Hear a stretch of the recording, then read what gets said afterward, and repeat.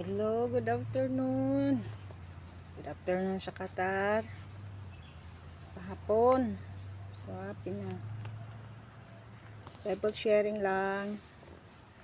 Ephesians chapter 4 verse 26 and 27. If you became angry,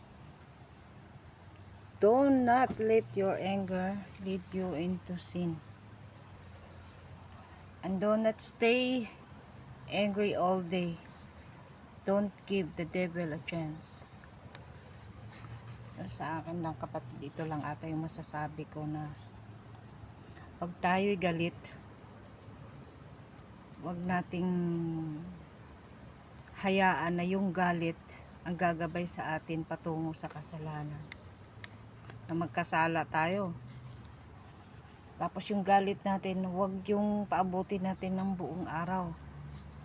Kailangan kung may galit ka sa tao, puntahan mo. Mag-usap kayo, hingi ka ng kapatawaran. Kung siya man nagkasala sa'yo, patawarin mo. Kaya madadaan lang sa usapan. Kasi ang galit, yan lang yung nagbibigay sa atin na magkasala tayo, na nabibigyan natin ng chance yung kaaway. Yan lang guys. Sana makatulong.